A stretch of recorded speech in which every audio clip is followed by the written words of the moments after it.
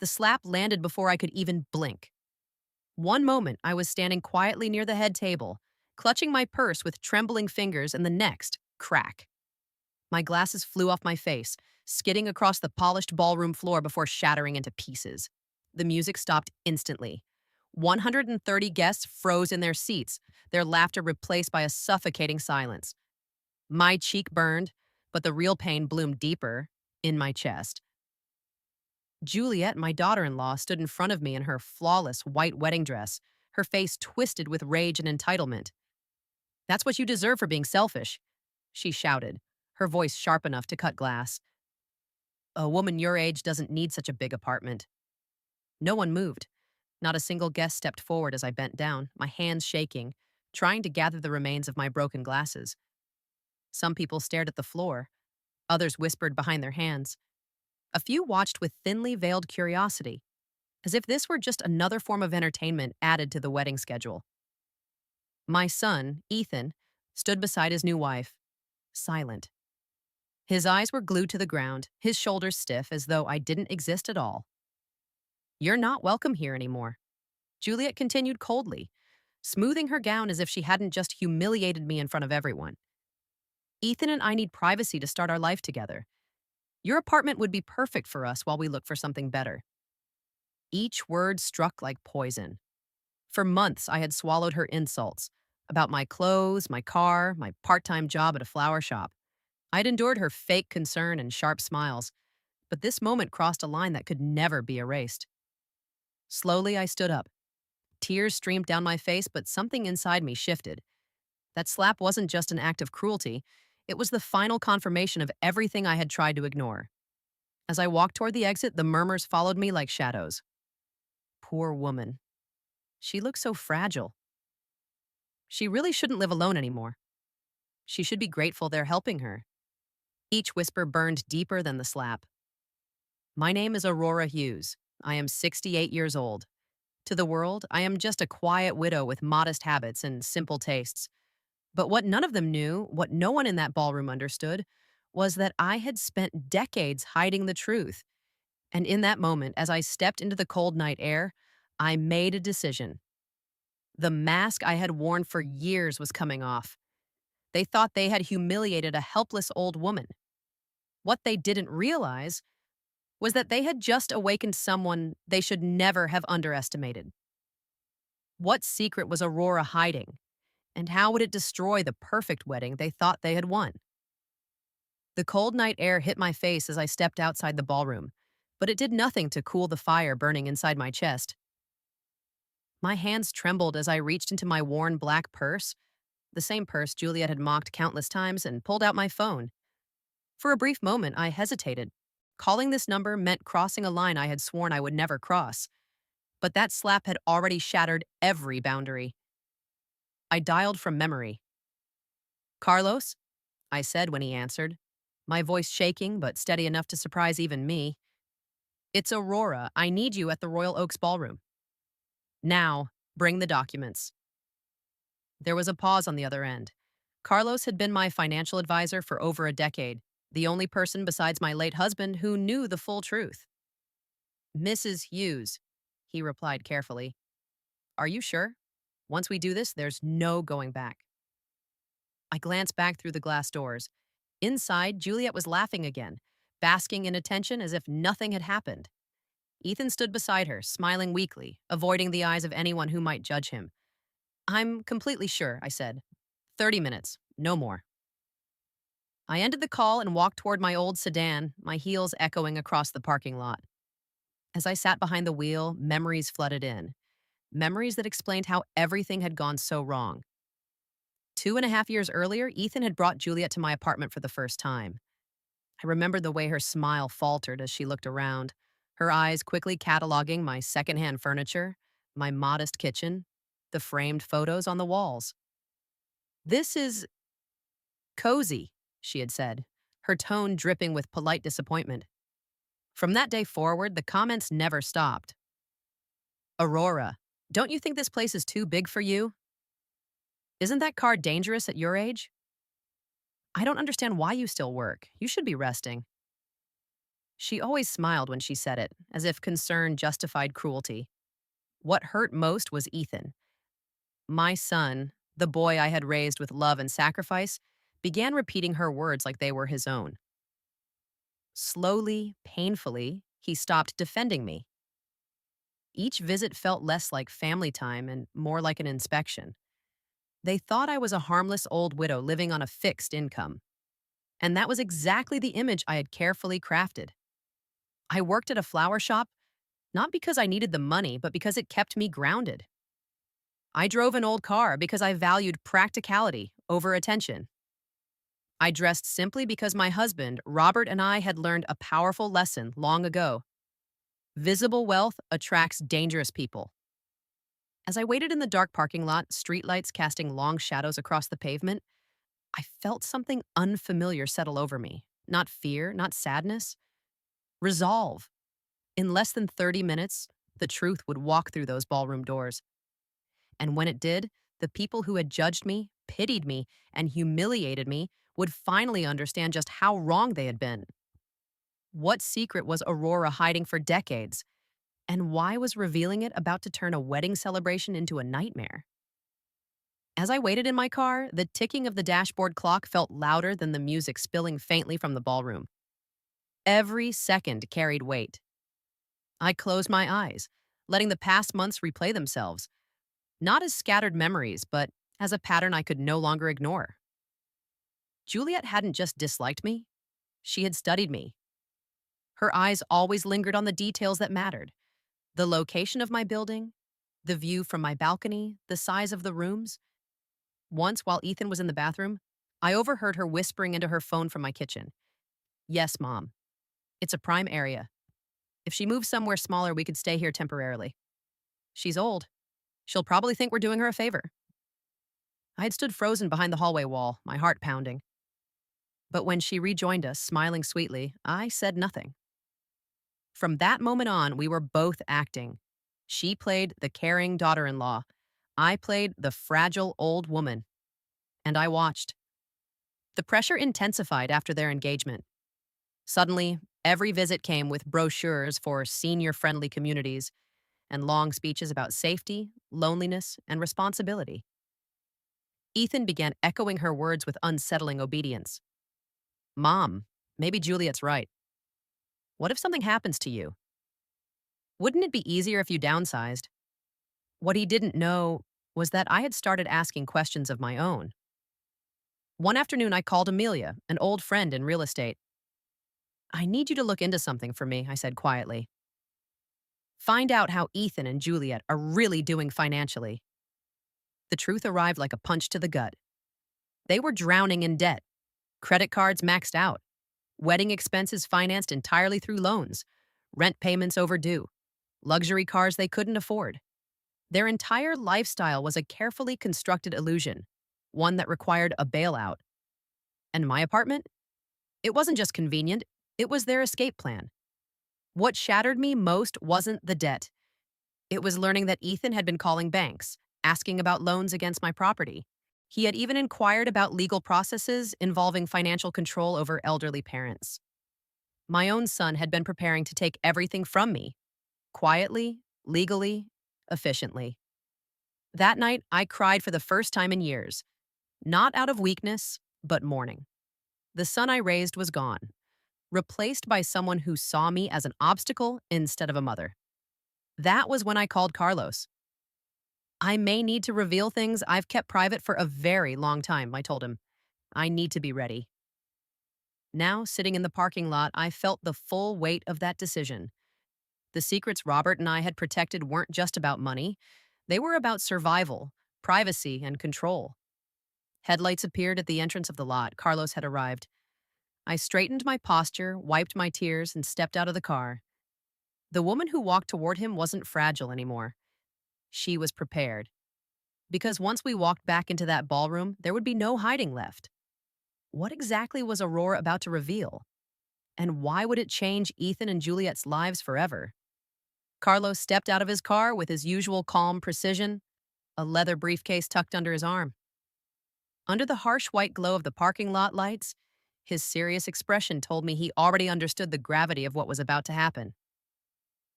Mrs. Hughes, he said gently, we still have time to walk away. I shook my head. That time ended when she slapped me. Without another word, I reached back into my car and pulled out a thick brown folder, creased at the edges, unremarkable to anyone else. Inside it, however, lay the truth I had guarded for decades. As Carlos and I stood there, I opened it slowly, my fingers brushing against documents I hadn't looked at in months. Bank statements, property deeds, investment records, proof that the woman they saw as a fragile widow was anything but powerless. My husband Robert had never been the quiet office worker people believed him to be. He had built a business empire quietly, reinvesting, diversifying, and most importantly, hiding in plain sight. When he passed, I continued exactly as we had planned. Live simply, stay invisible, protect the family. What cruel irony that the very family we protected became the reason I needed protection. Carlos glanced through the documents and nodded. Everything is in order, he said. Once we step inside, the financial guarantees will be withdrawn immediately. I inhaled deeply. Do it. As we walked toward the ballroom doors, my mind replayed one final memory, something that twisted the knife deeper than all the insults combined. For 3 years, I had been quietly paying Ethan's debts. The bonuses he thought he'd received? Me. The rent relief he bragged about negotiating? Me. Even part of this very wedding, the flowers, the venue deposit, had come from my accounts. I had believed I was helping my son through a difficult phase. Instead, I had been funding his transformation into someone I barely recognized. The music stopped abruptly as we entered. 130 heads turned at once. Juliet's smile vanished. What is she doing back here? She snapped. Carlos stepped forward calmly. Ladies and gentlemen, I apologize for the interruption. I'm Carlos Jones, legal and financial advisor to Mrs. Aurora Hughes. A ripple of confusion spread across the room. Ethan's face drained of color. Mom, what's going on? Carlos opened his briefcase. Mr. Hughes, effective immediately, all financial guarantees previously provided by your mother have been revoked. The words hit the room like a thunderclap. Juliet laughed sharply. That's ridiculous. She doesn't have money. Carlos lifted the first document. Over the past 36 months, Mrs. Hughes has transferred more than $160,000 to support your living expenses. Gasps echoed around the ballroom. Ethan staggered back a step. That's impossible. I met his eyes for the first time that night. It's very possible, I said quietly. And it ends now. The illusion was cracking. I could feel it, hear it. In the sudden panic, the murmurs, the shifting loyalties in the room. And this was only the beginning. What would happen when Aurora revealed how deep her support and their betrayal really went? The ballroom no longer felt festive. The chandeliers still sparkled. The white tablecloths were still pristine, but the air had thickened with tension so heavy it felt hard to breathe. 130 guests sat frozen, watching a celebration unravel in real time. Juliet was the first to recover, if panic could be called recovery. This is a lie, she snapped, marching toward Carlos. She works in a flower shop. Look at her clothes. You expect us to believe she's been paying for our lives? Carlos didn't flinch. He calmly opened another document and raised it just enough for the nearest guest to see. These are verified bank transfers, Kaibi, he said. Monthly, consistent, traceable. There is nothing to dispute. Juliet's face drained of color. Ethan turned toward me slowly, his mouth opening and closing as if the words couldn't find their way out. Mom, you were paying my credit cards? He whispered. Yes, I replied. Your rent, your insurance, your unexpected expenses. Every time you thanked luck or timing, you were thanking me. The realization hit him like a delayed impact. His shoulders slumped, his confident posture collapsing in on itself. Around us, murmurs grew louder. Some guests leaned forward, others pulled out their phones, sensing they were witnessing something unforgettable. Juliet grabbed Ethan's arm. Say something, she hissed. Tell them this isn't true. But Ethan said nothing. For the first time in years, he had no script to follow. Carlos continued, his voice steady and merciless. Mrs. Hughes also personally guaranteed the full cost of this event: venue, catering, music, and decorations. That guarantee has now been withdrawn. A stunned silence followed. Then panic exploded. What does that mean? Juliet shouted. You can't just cancel a wedding payment? Carlos nodded politely. You can, when you're the one paying for it. The ballroom manager appeared at the edge of the room, his expression tense as he whispered urgently into his phone. Guests began shifting in their seats, whispering among themselves. Some looked annoyed, others looked entertained. A few looked embarrassed to even be there. Ethan finally looked at me again, tears pooling in his eyes. Why didn't you tell me? He asked weakly. Because I trusted you, I replied, my voice calm but firm. And because I never imagined my own son would plan to take my home. That was when Juliet lost control completely. You ruined everything, she screamed at me. This was supposed to be our fresh start. I stepped closer, meeting her glare without fear. You ruined it the moment you mistook kindness for weakness. Carlos closed his folder with a sharp snap. Mrs. Hughes, he said, would you like me to continue? I looked around the room at the shocked faces, the broken illusions, the silence where music once played. Yes, I said. Everyone deserves to hear the truth.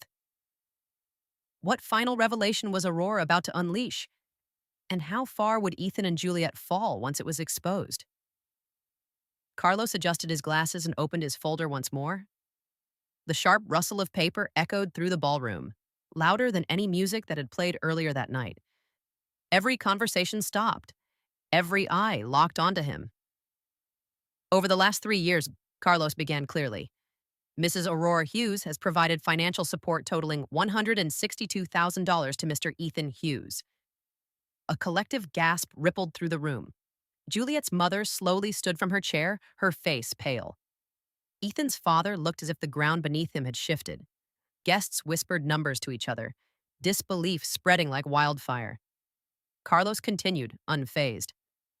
This includes rent payments, credit card settlements, vehicle expenses, and personal loans. Additionally, Mrs. Hughes guaranteed the full cost of tonight's event, amounting to $53,000. Juliet staggered back, clutching the edge of a table for support. No, that's not possible, she muttered. She doesn't live like someone with money. I stepped forward then, my voice calm but unmistakably firm. Appearances can be carefully chosen, Juliet. I chose mine. Ethan stared at me, horror finally settling in. All this time? You were saving us? He whispered. I was protecting you, I corrected. From consequences. And that was my mistake. Carlos turned another page. Effective immediately, Mrs. Hughes has also amended her will. Juliet's head snapped up. What? All assets previously designated to Mr. Ethan Hughes have been redirected. Carlos said. They will now be allocated to organizations supporting elderly individuals facing family abuse. The room erupted. You can't do that, Juliet screamed. He's your only son. I looked at her steadily. Being someone's child does not give you the right to destroy them. Ethan collapsed into a nearby chair, his face buried in his hands. For a brief moment, I felt a familiar ache, the instinct to comfort, to forgive, to fix. But that instinct had cost me my dignity once already. The ballroom manager approached again, voice tense. Mrs. Hughes, without a valid payment guarantee, we'll need immediate resolution. Otherwise, services will be suspended. Juliet spun toward Ethan in desperation. Do something! But there was nothing left for him to do. Guests began quietly gathering their belongings. Some avoided eye contact. Others stared openly, fascinated by the downfall unfolding before them. Phones were raised. Whispers turned into speculation. This isn't revenge, I said softly, though my words carried across the room. This is accountability. Carlos closed his folder. Mrs. Hughes, all documents have been delivered. The legal effects begin immediately. I nodded, feeling a strange mix of grief and relief. The truth had been spoken. The safety net was gone. As Carlos and I turned toward the exit, I knew one thing for certain. Whatever happened next, there was no returning to the woman I had been before that slap. With the wedding collapsing and their support gone, how would Ethan and Juliet survive the consequences waiting outside the ballroom? The silence behind us felt heavier than the chaos we left behind. As Carlos and I walked toward the exit, the ballroom erupted, not with music, but with raised voices, frantic questions, and the unmistakable sound of a dream collapsing. Mom, wait! Ethan's voice cracked as he rushed after us. He looked nothing like the confident groom from an hour earlier. His tie hung loose, his face pale, his eyes filled with panic. Please, there has to be a way to fix this. I stopped but didn't turn around right away. Fix what, Ethan? I asked quietly. The wedding? Or what you did to me? He opened his mouth and closed it again. For the first time in his life, he didn't know what answer would save him. Juliet appeared behind him, her wedding dress wrinkled. Mascara streaked down her cheeks. You can't leave us like this, she snapped, desperation overpowering arrogance. There are people here. Photos, contracts. You're humiliating us. I finally turned to face her. You humiliated me first, I said calmly, in front of everyone. The ballroom manager stepped in again, his tone now firm and impatient. Without payment, we will begin shutting down services immediately. Guests will be asked to leave. That was the moment reality fully set in. Chairs scraped against the floor as guests stood. Conversations buzzed loudly now, no longer hushed. Some shook their heads in judgment. Others whispered eagerly, already crafting their versions of the story. Phones stayed raised. This night would not stay private. Juliet grabbed Ethan's arm, her nails digging in. We're ruined, she hissed. Your mother ruined us. No, I said evenly. Your choices did. Carlos leaned toward me. Mrs. Hughes, everything is finalized. There's nothing more to do here. I nodded. As we stepped outside, a familiar voice stopped me once more. Aunt Aurora! Lucy, Ethan's younger sister, ran toward me, tears streaming down her face. I didn't know, she said breathlessly. I swear I didn't know what they were planning. I took her hands in mine. I know, Lucy, and that's why this hurts so much. But why didn't you tell anyone? She asked softly. Why hide who you really are? I looked back at the ballroom doors, now guarded by staff as guests poured out into the night. Because money changes people, I said. And tonight proved I was right. Carlos opened the car door for me. As I sat down, a strange calm settled over my heart. The chaos behind me no longer belonged to me. For the first time in years, I felt free. But deep down, I knew this wasn't the end. Consequences don't stop at the door of a ballroom, they follow you home. When the guests are gone and the debts come due, what will Ethan and Juliet do next? And will Aurora finally face the most dangerous betrayal yet? The morning sun streamed gently through my apartment windows, painting the familiar walls in warm gold. I sat at the kitchen table with a cup of untouched tea, listening to the quiet hum of the city waking up. After the chaos of the night before, the silence felt unreal, almost sacred. My phone vibrated for the 5th time in 10 minutes. Ethan, again. I didn't answer. Instead, I stared at the framed photo on the wall. Robert and me, taken decades ago, smiling softly, unaware of how carefully we would one day have to protect our peace. He used to say, true wealth is the ability to walk away. Only now did I fully understand what he meant. A knock broke the stillness. When I opened the door, Lucy stood there, her eyes red, her shoulders heavy with exhaustion. I thought you might need company, she said quietly. I stepped aside and let her in. They spent the night arguing, she told me as we sat. Vendors are demanding payments. Creditors are calling nonstop. Juliet's parents are furious. Everyone wants someone to blame. And they chose me, I said calmly. Lucy nodded. Ethan says he wants to apologize. I took a slow breath. Apologies matter only when they come before harm, not after consequences.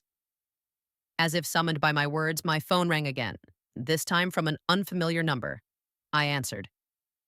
Mrs. Hughes, a man said formally, this is Daniel Price from Riverside Legal. Your son has filed an emergency request to contest recent financial changes. I closed my eyes briefly. On what grounds? Undue influence and emotional distress, he replied. I almost laughed. Carlos had warned me this might happen. People who lose control rarely accept it quietly. They search for ways to reclaim power, no matter how false the accusation. Please inform Mr. Hughes, I said evenly, that all changes were made legally with full documentation, witnesses, and psychological evaluation. There was a pause. Understood, the lawyer said. We will proceed accordingly. When the call ended, Lucy looked at me with worry. Are you scared? I considered the question carefully. I was scared when I stayed silent, I said. Not anymore. That afternoon, Carlos arrived with more paperwork, security updates, property protections, legal boundaries. Each signature felt like reclaiming a piece of myself I'd given away too easily. As evening approached, I stood on my balcony watching the city lights flicker on. Somewhere out there, Ethan and Juliet were facing the wreckage of their choices. And for the first time, I wasn't rushing to save them.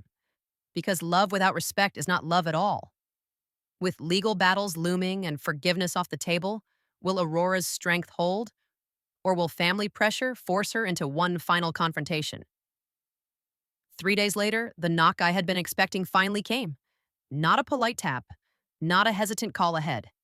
A sharp, impatient pounding that echoed through the hallway like a demand rather than a request. I didn't rush. I finished my tea, set the cup down carefully, and only then walked to the door. Ethan stood there, hollow-eyed and unshaven. His confidence was gone, replaced by desperation. Behind him, Juliet hovered stiffly, sunglasses hiding her eyes, her posture tense with barely contained anger. Mom, Ethan said softly, we need to talk. I stepped aside without a word.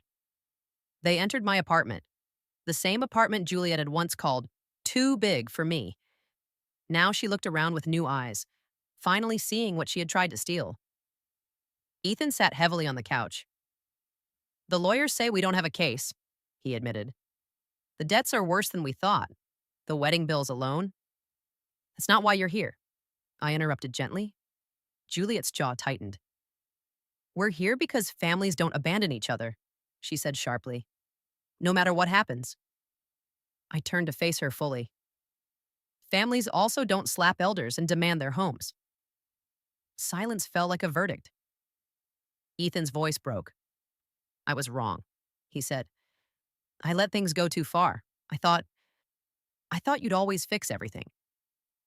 I studied him, really studied him, for the first time in years. That belief, I said quietly, is exactly why I had to stop. Juliet finally removed her sunglasses. Her eyes were red, but not with remorse, with resentment. So what now? She asked coldly. You enjoy watching us fall? No, I replied. I enjoy knowing I won't fall with you. I walked to the cabinet and pulled out one final envelope. This, I said, handing it to Ethan, is the only help I will offer.